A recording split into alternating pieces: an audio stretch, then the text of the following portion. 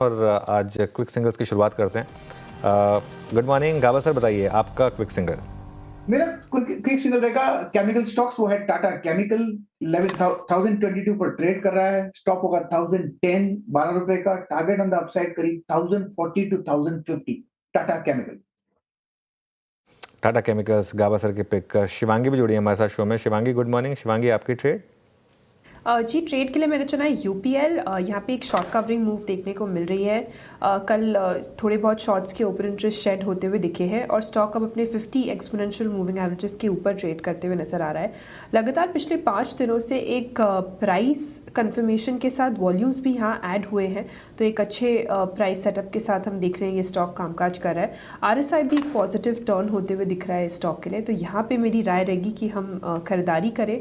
565 के targets next बनते हुए दिख रहे हैं, 535 के एक स्टॉप के साथ। यूपीएल अगेन अगर आप देखें तो यहाँ पे केमिकल और मानस आपका ट्रेड? देखिए, एक सेल ट्रेड होगा। एचएल पे बिकवाली करने की राय रहेगी। एचएल में देखिए तो करीब 4-5 दिन से हम देख रहे थे कि 4100 के आसपास स्टॉक सपोर्ट ले रहा था, लेकिन अभी 4100 के नीचे फिसला है। तो एचएल के फ्यूचर में बिकवाली करनी है। 4082 के प्राइस चल रहे हैं। इसके फ्यूचर में स्टॉप लॉस लगाएंगे 4141 का। 4141 के स्टॉप लॉस से बिकवाली करनी है और 3950 तक के टारगेट्स पॉसिबल है एचएल के फ्यूचर में। अगर चाहे तो पुट ऑप्शन में भी एक ट्रेड लिया जा सकता है।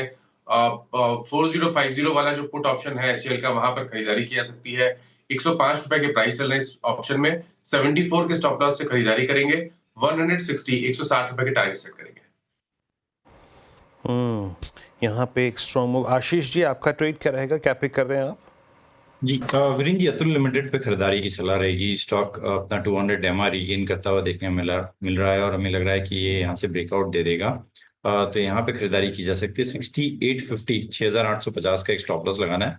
7100 और 7250 के टारगेट्स के लिए इसमें पोजीशन बनाई जा सकती है।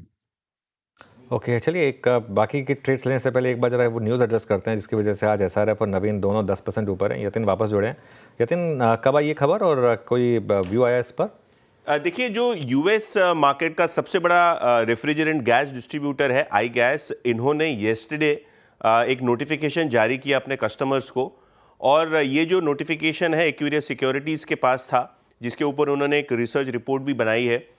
जो यूएस मार्केट्स है, यहाँ 2 रेफ्रिजरेंट गैस R32 और R125 जो एयर कंडीशनिंग और बहुत सारे कूलिंग प्रोडक्शन के अंदर यूज़ होते हैं, ये दोनों ही वैरायटी गैस की शॉर्टेज आपको ग्लोबली होती हुई नज़र पड़ी है।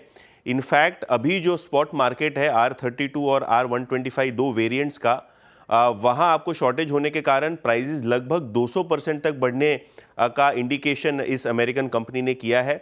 ऑब्वियसली इसके मायने भारतीय कंपनियों के लिए क्या है?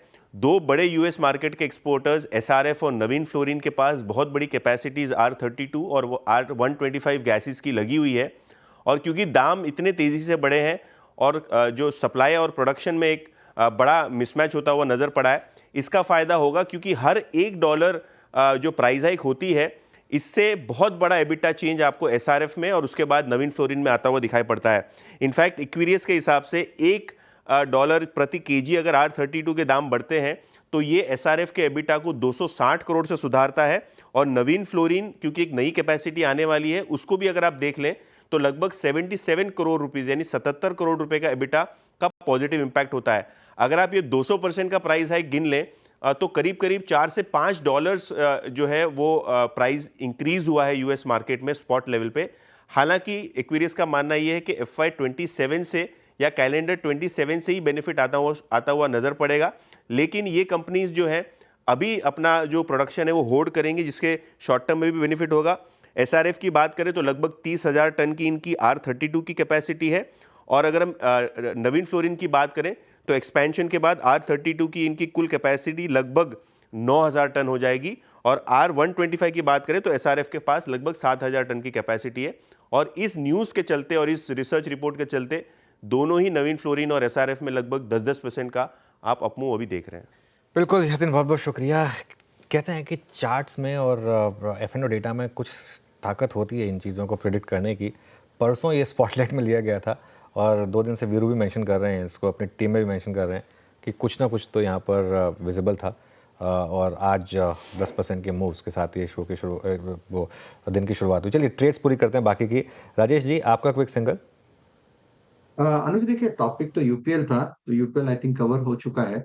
तो the next pick will be Aarti industries. अच्छा, आरती इंडस्ट्रीज क्योंकि यहाँ पे दो चीजें हैं, एक तो पॉजिटिव डाइवर्जेंस है, और पॉजिटिव डाइवर्जेंस आरएसआई पे अगर आप देखें तो यहाँ पे प्रोजेक्शन बनता है कम से कम, आप कह सकते हैं कि 435 टू 440।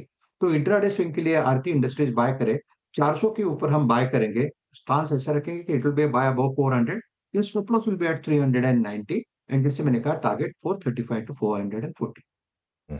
रचना जी आपका क्या रहेगा क्विक सिंगल? जी, मेरा क्विक सिंगल एलएनटी में रहेगा ऑन द शॉर्ट साइड, और ये एज ए डिस्क्लोजर हमने थोड़ी देर पहले हायर लेवल से अपने क्लाइंट्स को भी कराया है, और इसमें हमारा सेकंड टारगेट है अभी 3550 और उसके बाद 3530, और यहाँ पे अपसाइड पे एसएल होना चाहिए 3585 पे फ्यूचर। ओके, इस बीच अमित जी के पास चलते हैं। अमित जी क्या ट्रेड पिक कर रहे हैं आप?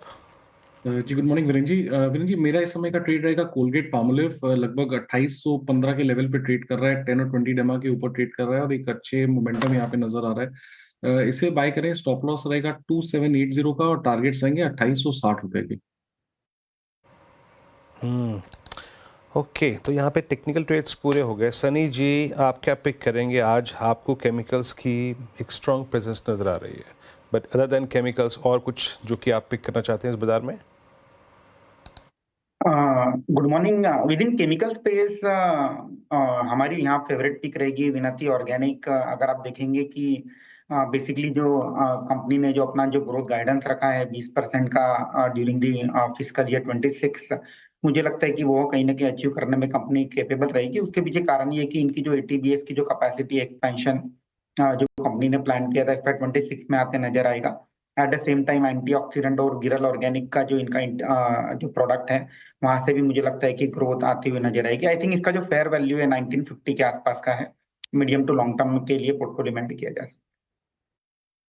ओके, विनिटी ऑर्गेनिक्स 1769 पे वाकई स्ट्रॉन्ग मूव जनरेट करता है विनिटी ऑर्गेनिक्स। और